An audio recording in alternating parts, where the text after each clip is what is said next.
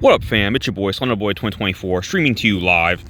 Yeah, no, continuing the tradition of my DC Black Label reviews. The list keeps on growing. They keep coming out with more and more of these books. This is one I've wanted to do for a while. And I hesitate. I don't want to say anything schedule-wise, because I know as soon as I say, like, some kind of schedule, I know I'm going to break it. I don't want to say, like, oh, I'm going to do a Black Label review, once a week. That's too much. But I'm going to say, I'm going to try and do, because I just did the Batman vs. Big B one not too long ago. I'm going to try for one review every 2 weeks, maybe. I mean, I need to, I need to have enough money in the wallet to buy one. I need to find a good one to, talk about, and I need to, like, find a chunk of time on my schedule to review it and everything. So, I may or may not follow what I just said. I'm going to try to do one every 2 weeks. But this is one I've wanted to do for a while, the Riddler Year 1. There's a lot to say about this book. It's funny, it was announced and everyone was kind of like hyped about it, and then it came out and then no one ever said anything about it. So I'm like, did it suck? Did it bomb? Like, yeah, no, I think it's really good, and I'm shocked that people haven't really talked about it that much. So this is a tie-in. This is a prequel story showing how the Riddler became the Riddler, how Edward Nashton, because this is a tie-in to the Batman film, The Batman from 2022 by Matt Reeves. This is that version of the Riddler played by Paul Dano. So that movie is obviously required viewing. I definitely recommend. I mean, I recommend that movie anyway, but I definitely recommend seeing that movie before you read this book, because there are references to that movie in this book. I was going to rewatch the movie in preparation for this video, but I didn't. Well, for one thing, it's not on streaming. It's only on HBO Max, which I don't have, so I guess I have to get rid of that Peacock subscription. But the other thing is, I forgot how long it was. I looked up the runtime. That movie is almost 3 hours long, bro. Like superhero movies can be long, but that's pushing it, man. I think that actually is the longest superhero movie as far as runtime. It's good, don't get me wrong, but, like, yeah, maybe Matt Reeves, like, maybe he should have trimmed it a little bit, maybe cut out a scene here or there. I don't know. I do plan to rewatch it in the near future, but I did not in preparation for this video, so I apologize. If there's some details that I forget from that movie, I apologize. I haven't seen it since 2022. As you can see, I have very limited daylight, so I'm going to try and get this done, quickly if possible. So I'm going to do things a little out of order. I always do, like, the one issue preview where I read to you guys and give you an idea of the book. I'm going to do that first, and then I haven't really talked about the book at all. I'll do my, talk and my analysis afterward. I don't want to waste daylight, to be honest with you. So I'm just going to go in. We're just going to go in. The Riddler Year 1. Yep. That certainly is the Riddler Year 1. And there's a nice little introduction by Paul Dano, who portrayed the Riddler in the film, The Batman. He is actually the head writer. I'm not gonna even say. I'll talk about the background afterwards. But yeah, that's Paul Dano. He wrote a nice little intro. Is there anything in here I wanted to say? Blah blah blah.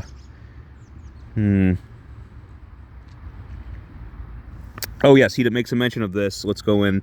As I prepare, I often work with images. For example, in preparing for the Riddler, Francis Bacon's Head 6 was an important tool for me. I would look at this painting and imagine I could reach out and touch it, absorb its power. I also read Batman comic after Batman comic, so yeah. Talking about his preparation for the role. I looked up to that painting. Please look up that painting as well. The art in this book is very staggering. It's very unique. But yeah, that painting he mentions, it's funny. I feel like the artist, what's his name, Stevan Subic, I feel like he saw that painting as well, because the painting that Mr.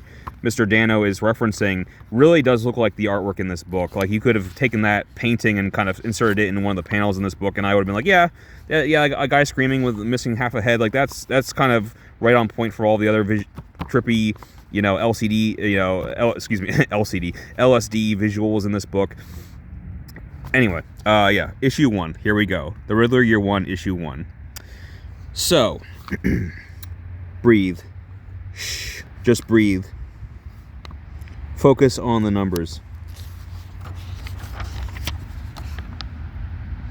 That's it. There you go. You're okay. Hey, Edward. Oh, there's this. This guy's such a douche. You finished the Smelkinson again. Such a made-up name. You finished the Smelkinson account? That's Zach. Yeah, fuck Zach. Oh, man, he's such a douche. Zach, my case leader. He's been here 5 months. I've been here 5 years. Yet I turn my work into him. Yeah, it sounds about right. That's how the corporate world works, unfortunately. Zach probably knows somebody or somebody's son or somebody's cousin or something. Hardworking people like Edward Nash always get pushed down to the bottom. Anyway, he says, yes. Why? Maybe he's got a fancy degree. Maybe a daddy in high places. That image of him eating, I don't know what he's eating. He's eating like a donut or something. It's so grotesque, but it's like a mundane image, but the artist makes it grotesque. That reminds me of the movie The Substance, which I gave a 10 out of 10. That's a perfect movie. The Substance, where Dennis Quaid's eating the shrimp. It's a mundane scene, but so fucking grotesque the way that they do it. That kind of reminded me of that. Sorry for the random anecdote. Let's continue. Or maybe I should just let my flaccid corpse slip down to a sewer gutter. I also finished the Goodman divorce. He has some money in an offshore account. His wife's lawyer should know about it. Jesus, Edward, we don't need this until the end of the month. Sorry. That's okay, but let's keep this between us until everyone excuse me. That's okay, but let's keep this between us until everyone else gets caught up. You okay, Rain Man? Yeah, this book, well, specifically Zach in this book makes liberal references to Rain Man, a movie I have not seen. From what I understand, the character in Rain Man is very good with numbers. He's kind of a savant, an idiot savant who's like only good at the one thing, like numbers. So yeah, very much similar to Edward Nashton here. So the reference is on point, to be honest. It kind of went over my head a little bit. Rain Man, prick. Oh, and this is I'm gonna change this a little bit. So throughout the book, Edward is always listening to this like motivational podcast type of thing, and that's something that I always wanted to do. So I'm gonna pretend that it's me. That's something that I've always wanted to do. What up, fam? It's your boy Rene Rouge, streaming to you live. Remember, you are in charge of your life. Shift your focus. What you focus on is what you create. This is Rene Rouge. Thanks for listening. Yeah, it's something I always want to do. Let me know if you want to hear me become a motivational podcast. Sorry, that's kind of off topic. Let's get back on topic. This city. How can I shift my focus in this city? It scares me. It disgusts me. Renee, how come they look so happy? Why is it so easy for some and so hard for me? And I love this part here where you see Wayne Tower looming in the background. And I love anytime they use glasses in like an effective, like an imagery kind of way. Like you see Wayne Tower reflected in one of his lenses. Like I love little touches like that. But yeah, he's about to have what I call a valid crash out. Yeah, he just kind of throws himself in front of the train. You know, bye Edward, book is over. All right, book is over. No, I'm just. I really thought he did it. Like, you know, it's one of those, yeah, you know, whatever, not dream sequences, but kind of his daydreaming, or, you know, one of his fantasies or whatever. Like, the book just started. He is not the Riddler yet, but like he's clearly going through some shit, and he's clearly, you know, not in a good place in life. But yeah, he says, stop, breathe.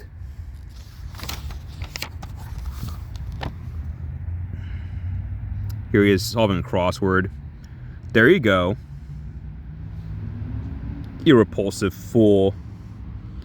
Did you actually let yourself think that someone might smile back at you? The renewal project, there it is, like always. I need to say something about this. This scene was so brutal. It's like he solves like the crossword, right? Sin Street. And then he didn't do anything wrong. He didn't do anything like weird or creepy, but he just kind of he's jazzed about it. He solved the crossword. He smiles at this pretty lady with the big cleavage.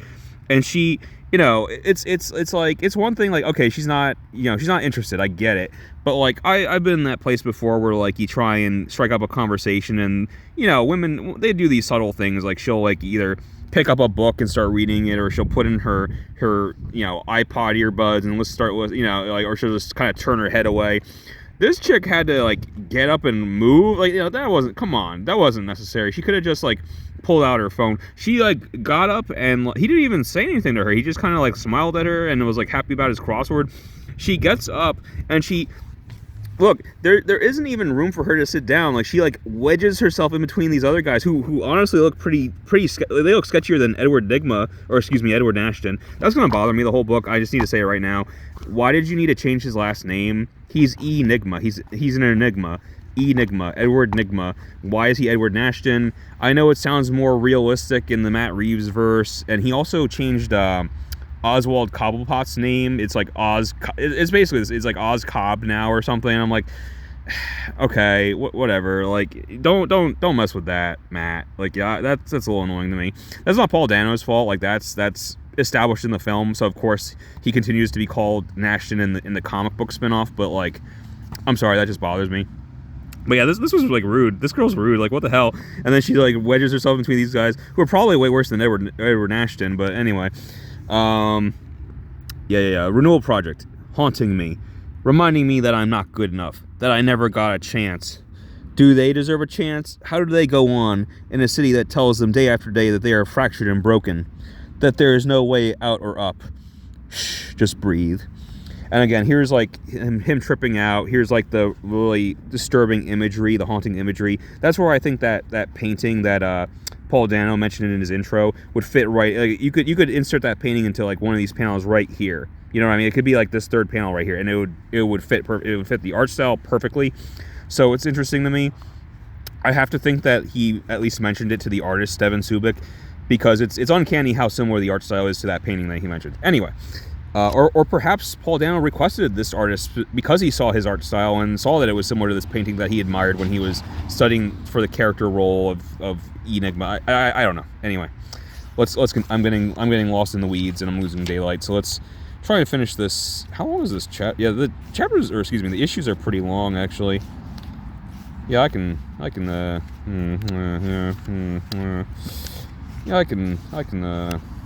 Is it that long?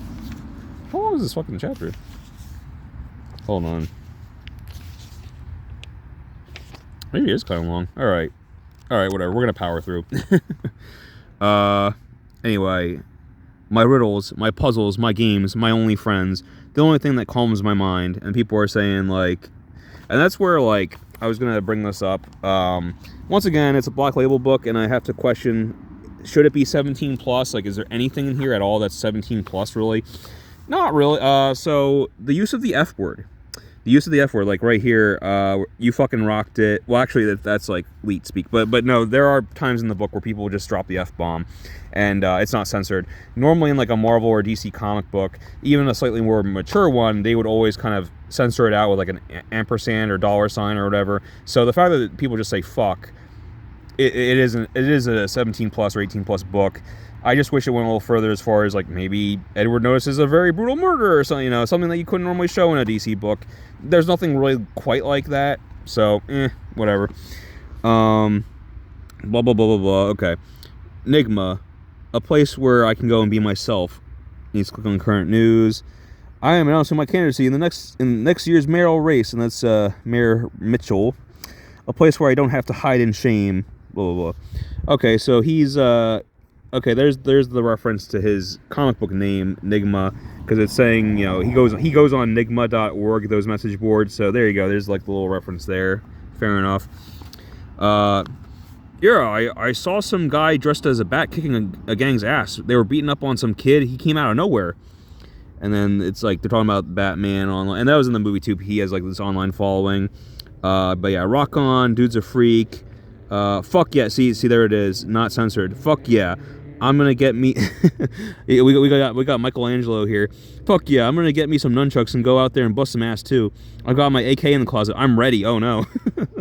But he's hitting the upvotes and everything. Finally, someone's standing up to the city. Someone not saying they're not going to take it anymore. Someone tired of being afraid. One thing I want to do with these reviews is I also want to make sure I say, like, I choose one favorite panel from this comic. And I have to say, like I said, the artwork is very impressive, but this panel right here with the crashing waves, the beautiful city skyline, Wayne Tower looming in the background, but you also have like the bats ascending, like Batman is about to ascend. This image is so strong. It's so strong. This image goes hard. It really does. So that's going to be my pick for the best panel of this comic, at least as of right now. I'll try and, like, literally, if I could, like, cut this out and frame it on my wall, I would. Or if I could, like, blow it up, you know what I mean? Like, I would kind of make a poster out of this and hang it on my wall. I forgot to do that with previous reviews, so I apologize for that, but I'm going to start doing that from now on. In addition to, like, reading the first chapter, I'll try and include, like my favorite panel from the comic. Blah, blah, blah. Can't sleep again. Can't stop thinking. My head hurts. Maybe it's a tumor. Maybe that's my destiny. To go as I came. Unwanted. Unnoticed. No! He's throwing up. Get up, Edward. You matter. And that's I'm going to show that scene in a minute. That's a very key scene there where Edward Nygma met Thomas Wayne before he died, and he was told, you matter. He keeps going back to the little newspaper clipping. You matter. You matter. If only you mattered. I wait for a hint of dawn to know that I've made it through another rough night, to make it through another night. Einstein only took naps. You're okay. Shh, just breathe. So he keeps telling himself. I love these moments where we get, like, his little notes.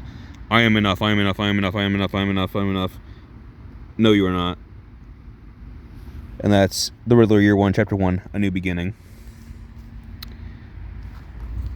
Another day I can barely breathe through. Just focus on the numbers, Edward.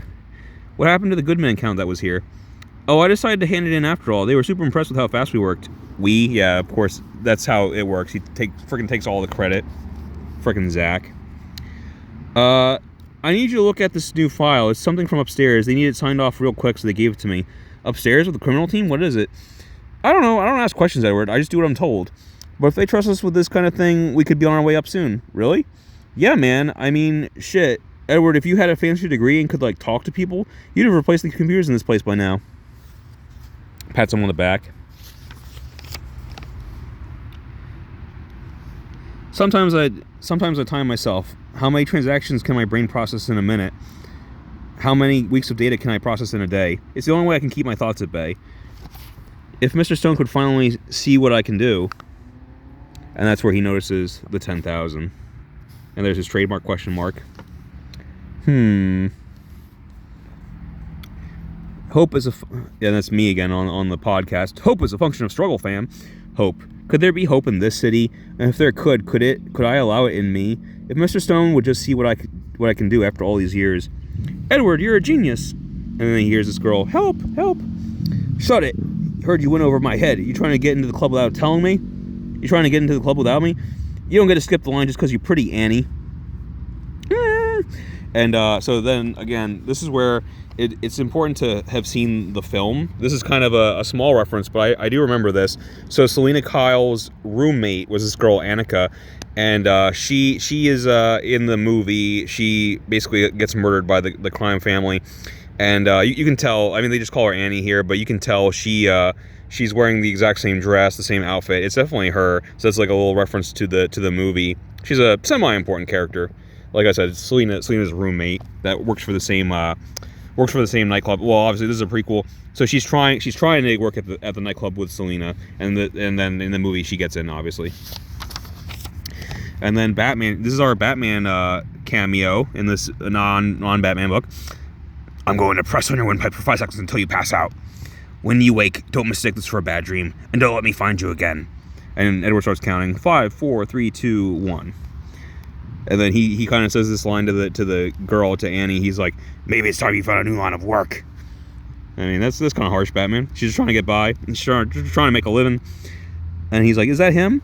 And then she's like, this is where I'm not sure because she sees Edward getting in his car. And then Annie's kind of freaking out. She's like, thanks for the help, asshole.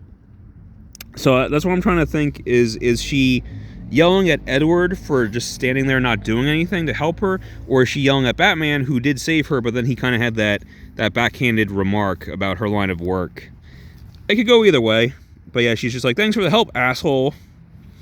Anyway, he's inspired now. I saw him, the Batman. He was Hope incarnate. You saw him? What kind of heat was he packing? Hope incarnate. What the fuck does that? And there it is again. What the fuck does that mean? So that you can do that in a 17+ DC book, Black Label book. What the fuck does that mean? What do you look like?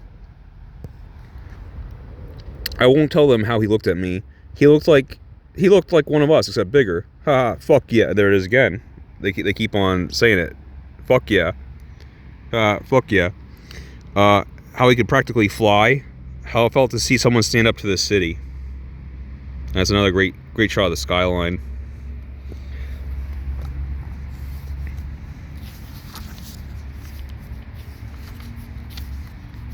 I'm just checking. Yeah, this wow. This is kind of a long issue, man. might have to go back on reading the whole. I think you got kind of a good idea of what the book is like. I don't even know if I'll read the entire issue. I've already kind of lost my I've lost my daylight. Oh well, poor planning. What can you do?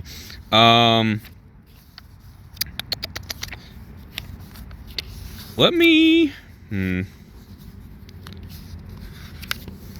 transition. Hold on. Because there was another scene I wanted to show you.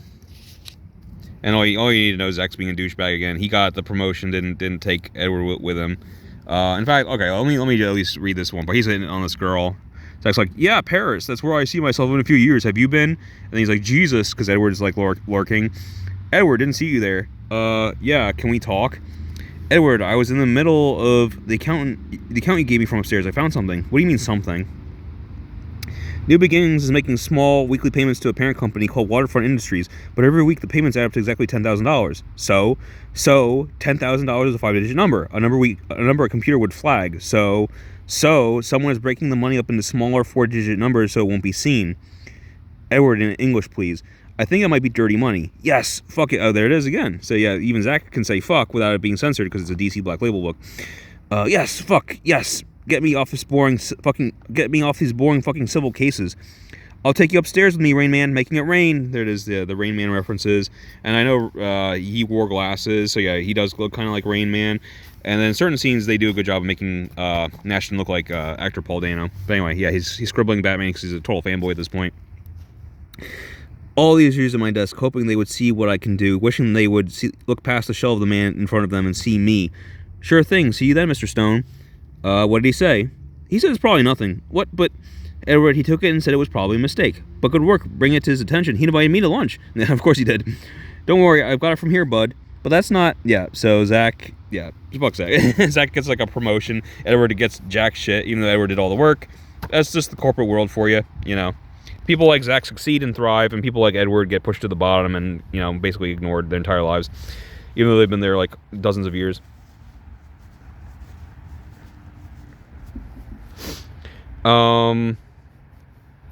Let me jump ahead. So I did want to show you guys something else. This comic, the artwork is borderline experimental at times, and I really do like it. Like look at this shot. That's crazy. That's craziness right there.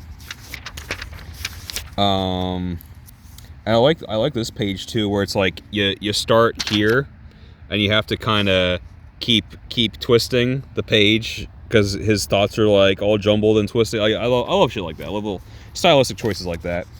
But yeah, this is, and like again, see like the artwork is like expressionist almost. It's like that painting that Paul Dano described could fit right in right here. But yeah, there's something they really do that's really experimental is, here we go, issue 5. It's like this is issue 5.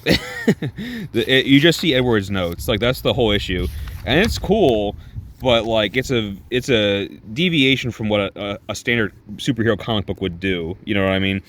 And that's where it's kind of a risk. That's why I say, like with these stories, at least like Black Label, wait for the trade, buy the trade, don't buy it in issues, because imagine you bought issue 5 of, you know, Riddler Year 1 out of order, and you're like, oh, it's okay, I'll catch up, I'll read the other issues later, and you're just flipping through and you're like, what the hell is this? Like, this is just gobbledygook, and you feel like you got swindled out of your $4 or whatever, because it's like, I can't do anything. I don't know what the story of this book is. I'm just jumping in issue 5 and it's this, you know. That's like an extreme example, but like that sucks. That sucks for that person that just bought issue 5 of Riddler Year 1. It's like, you know, what does Stanley used to say? Like, you know, every issue is somebody's first comic book issue. So like try and make it kind of like digestible, you know. Here's another really cool moment where, yeah, look at this, where Edward's like freaking out, and like you see a bunch of hymns coming out of his glasses to attack himself. Like it's so cool, man. The artwork is so cool. It's almost like watercolor painting. But yeah, this issue 4 was like entirely a flashback back to when he was a kid at the orphanage. I wanted to read this one moment. Yeah, let's just do these 2 pages here, because I want you to see him meet Thomas Wayne when he visits the orphanage, because it's such a cool moment. The guy's like, form a line. What's your name?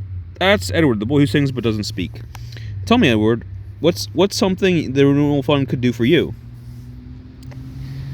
It's okay, you can tell me. I wish I could go to school with other kids like me. That's a good wish, Edward. Kids like you, how? Kids who are different. And how are you different, Edward? I'm good at math. I think math helps us make sense of the world, don't you? Maybe you'll become a doctor like I did, or maybe you'll come work in the tech department at Wayne Enterprises. Yes, sir. What else do you like, Edward? Riddles? Riddles? Tell me, Edward, what is never behind you and always in front of you? The future. Or a variation I've heard of that. They say that slightly differently in the book earlier, where he says, what's always in front of you, but you can't see it. Yeah, the future. Anyway, that's right, Edward, because remember, you matter.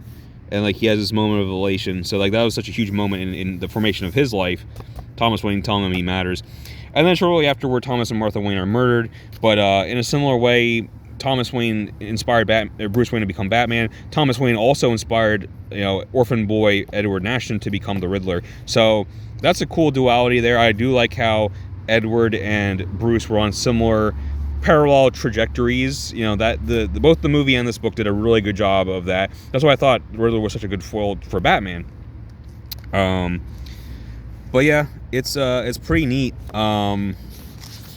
So yeah, that's enough of my reading section. Let me go to like my background details, analysis, all that stuff. So yeah, this is a very noteworthy book. This is very different. Like I said, Paul Dano, who portrays the Riddler in the movie, he wrote the script. He wrote this comic. This is based on an idea that he had, and he kind of like went to DC.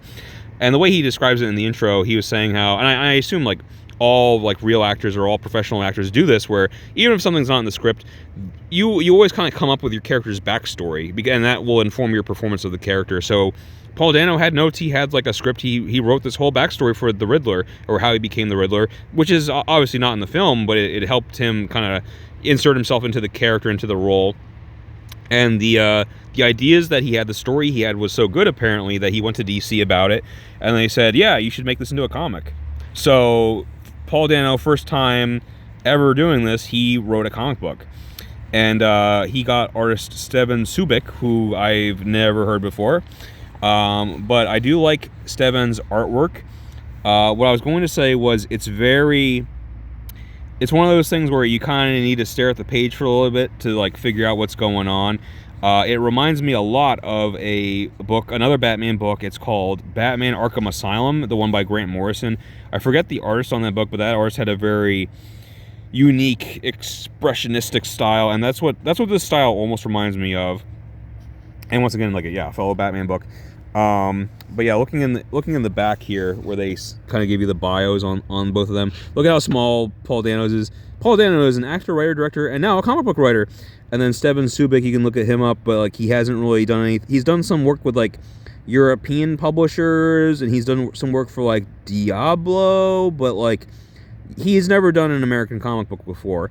So that's why I went into this kind of worried. I was like, and by the way, if I didn't say it already, I do love this book a lot, but I was worried. It's a movie tie-in comic, which isn't always a good sign. It is written by a first-time comic book writer. This is a guy who's an actor normally, and the artist I've never freaking heard of, and he's never done an American comic book before at all. He's only done some European comic books that nobody's ever heard of. So all these pieces, right, assembling the jigsaw puzzle, I'm like, this is going to be kind of a bad comic or a subpar comic, and I couldn't have been more wrong. But I was very worried, and I had very good reason to be worried. No, everything's fine. Everyone does their job. Everyone does fine. In fact, Steven Subic, I don't believe Paul Dano. I think he's gone back to being an actor. He's been busy acting and whatnot. I don't think he's written any more comics, but the artist Steven Subic was hired once again to do a more recent comic, another Black Label title, Batman Full Moon, where Batman faces off against a werewolf. Why does that sound so familiar?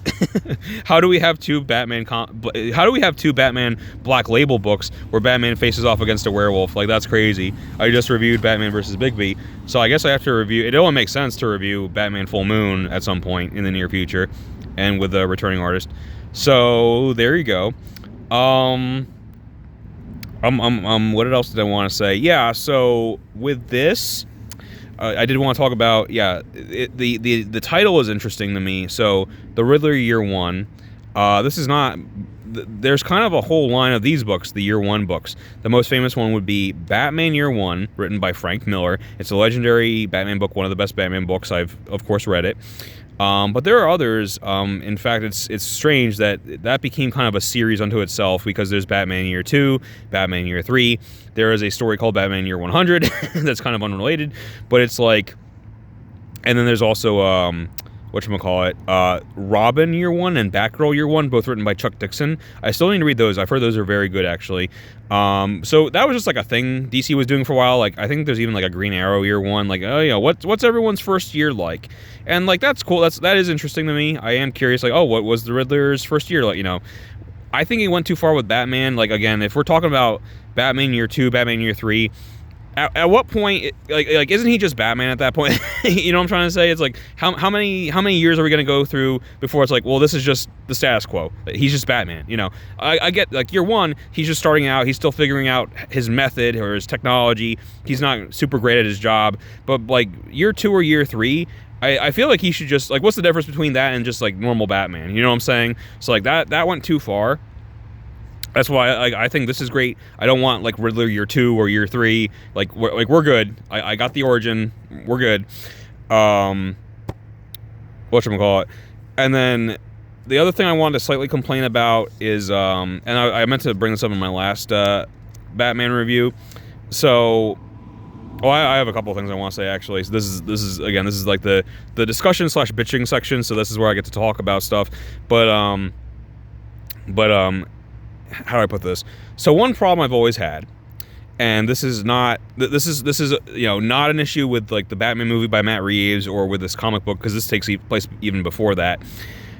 Batman, anytime you see Gotham, it's depicted as, like, this shithole, crime is rampant, Batman is doing the best he can, but he can't stop, crime, whatever. And that's fine to a point. Right, so that's fine with this. That's fine with the movie, because he's only been Batman for like a year or two. He's just starting out. Okay, I get it, but there comes a point, okay, because remember, Batman's the best at his job. He's the world's greatest detective. He's like an expert martial artist. He's like the best crime fighter that's ever lived. He always wins every fight. At some point, you need to seal the deal. Like, why does Gotham still look like shit? You know what I'm trying to say? Like at some point, like, is he good at his job or not? Because why does Gotham still look like shit? Why are there still supervillains? Why is there crime still rampant if Batman's out there every night doing his job? And he's been doing it for years. He's been doing it for like a decade. And not just Batman. This is what I really wanted to hit it home in the last video. It's not just Batman anymore. Like, I could even understand, like, Batman's just one man. He can't like fix an entire city by himself. But he's not by himself. Right? Batman has the biggest cast of characters in any comic book series. The Bat family is humongous. There's Batman, Alfred, Nightwing, Robin. Which Robin? There's like 5 different Robins. Batgirl, Huntress. Like, there's a spoiler. There's all these other spin-off characters. Fucking Duke Thomas. There's like, there's like, and that, especially when you saw in the Batman versus Bigby, where they had like the Robin training camp with like the 27 different Robins. It's like, okay, we're at a point, and then was it New 52 introduced a bunch of characters like Bluebird or whatever, Blue Jay or whatever the hell her name is, Harper Row. There's so many vigilante. Don't forget Jason Todd, Red Hood. There's so many vigilante characters in Gotham, and they're all like out there every night, and they keep adding more characters to the Bat family, and it's like, okay, but like, I don't get it. You know, it's fine to have. Well, that's my problem. That's my problem with the Bat family. That's my problem with all of these fucking characters running around Gotham. It's like, if you guys are good at your job, and the comics tell me that they're always like winning their fights. Batman's always getting shit done in Gotham. Gotham shouldn't look like this anymore. It shouldn't be a shithole. I want to see progression. I want to see Gotham looking like Metropolis, because Metropolis, you could at least say, well, it's just Superman. Like, well, I mean, you know, he's like the ultimate superhero, but yeah, it's just Superman. So he can't save one city by himself. Well, he does. Batman and like 27 other characters they can't clean up Gotham, really? Like really, is it really that much of a problem when Poison Ivy breaks out of jail, or when Joker, or when, you know, Harvey or Dr. Freeze, or excuse me, Mr. Freeze break out of jail? Is it really that much of a problem when you have 27 vigilante characters constantly prowling the streets? I'm surprised there's any crime in Gotham at all at this point, because they just keep adding more and more vigilante characters to the cast. You know, sorry, I had to go off on a little thing there, but like, yeah, it's fine right here. It's just Batman. There's not even a Robin in sight, so like it's fine here. But like, I want to see in general some progression. I want to see a Batman comic where like eventually they kind of acknowledge, like, oh yeah, like with these 35 different vigilante characters, we finally have kind of cleaned up Gotham and it looks pretty nice. It's kind of a nice place to live now. There's only like a few like little slums here and there that we haven't like totally fixed yet, but you know, mostly the job is done, right? I don't know. My other issue was like, yeah, like, again, they did, Matt Reeves did a very good job, and this comic did a very good job of creating a foil for Batman here. This character, Edward Nygma, who has a similar backstory to Bruce. He's like very smart. That's something that, like, I thought the Reeves movie got right. A lot of the Batman movies, it's like they forget that he's supposed to be the world's greatest detective. He's a very smart, analytical, intelligent guy, right? And the Batman got that right. He's investigating crime scenes. He's taking, you know, forensic samples and shit, and like running it through the Bat computer. It's not just him in a warehouse beating up bad guys for 30 minutes like in a Zack Snyder movie. Like he is that. He's a lot of things. Batman is a martial artist. He's a very strong character, but he's also a very smart character. And so for me, I mean, yeah, it's fun to see him running up against, like, the Joker, for example. The Joker is so dangerous because he's so unpredictable. He's crazy. And Edward is also crazy, but Edward is very smart and analytical and strategic. And so that was fun to see, too. It's fun to see Batman go up against someone who's just as smart as he is. Who you know, Batman really has to, like, tax his brain to figure out, okay, how do I stop this guy? How do I solve this guy's puzzles, his riddles, etc., etc.? Someone that challenges Batman intellectually. That's why I want to see more villains like that, to be quite honest with you. And Riddler kind of helped out with that. I've always been a big Riddler defender.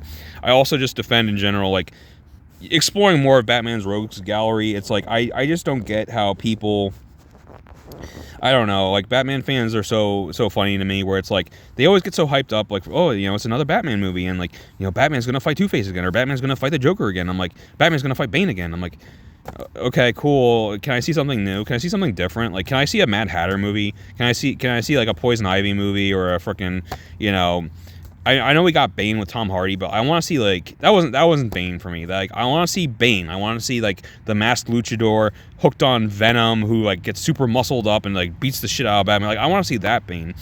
You know, I just want something different, man. I just want something besides Joker and Harvey and, you know, the ones we always do.